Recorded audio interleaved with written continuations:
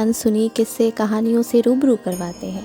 आपको आज भारत के कई किलों में से एक, भारत के शान कहे जाने वाले 11वीं सदी में निर्मित, रोमांच व रहस्य से भरा मध्य प्रदेश के भोपाल के बाहरी इलाके में स्थित रायसेन फोर्ट को अपने नज़रिए से दिखाते हैं। भोपाल से 45 किलोमीटर की दूरी पर स्थित है, जहां आप अपने परिवार व दोस्तों के साथ घूमने जा सकते हैं। यह सुबह 10 से शाम के 6 बजे तक खुला रहता है तथा इसका प्रवेश बिल्कुल निःशुल्क है। गोंडवाना के उत्तर पश्चिम कोने पर विंध्याचल पर्वत श्रृंखला के एक पहाड़ी के चोटी पर स्थित है। इसका नामकरण भी एक पहाड़ी के चोटी पर स्थित विशाल किले से लिया गया है। यह 800 साल पुराना किला अपने अंदर ऐतिहासिक महत्व व खूबसूरत दृश्य समेटे हुए है। इसके 9 प्रवेश द्वार, 13 गुंबद व प्रारंभिक मध्ययुगीन काल की कई इमारतों के अवशेष के साथ विशाल पत्थर की दीवार व इसके अंदर 4 महल, बादल, रोहिणी, इंद्रदान व हवा महल है। इसमें 40 से अधिक कुएं व कई तालाब भी जान पड़ते हैं, जिसमें सुव्यवस्थित जल प्रबंधन व संरक्षण प्रणाली थी।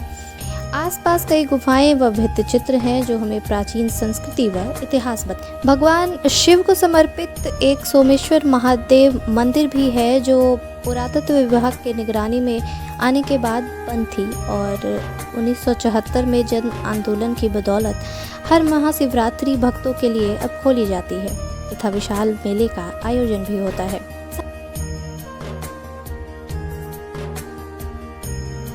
के अनुसार यहाँ दुनिया का सबसे पुराना रूफ वाटर हार्वेस्टिंग सिस्टम है।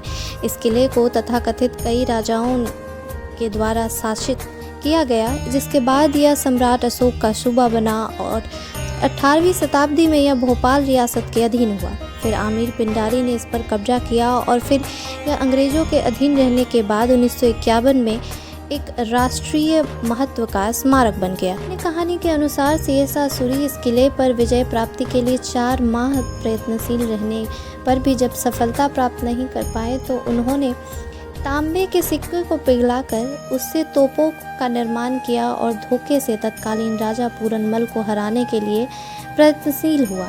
जब पूरनमल को अपनी हार की आशंका हुई तो उन्होंने दुश्मनों से अपनी प्रिय पत्नी रत्नावली को बचाने के लिए स्वयं उसका सिर काट दिया।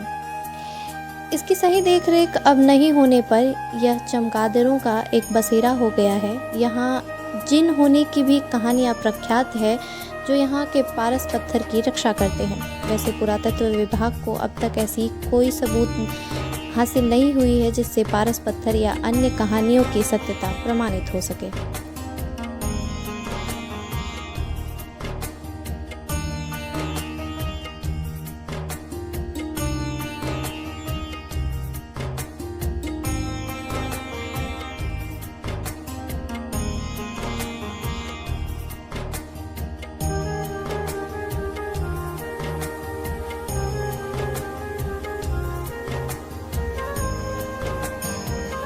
इसके कई किस्से प्रसिद्ध हैं, जिसमें से एक यहाँ के प्रथम राजा रायसेन के पास पारस पत्थर होने की बात विख्यात है तथा यह कहा जाता है कि इस पत्थर के लिए राजा ने कई युद्ध लड़े। जब वे एक युद्ध हारने लगे तो उन्होंने पत्थर तालाब में फेंक दिया, जिसकी खोज तथाकथित आज भी होती है।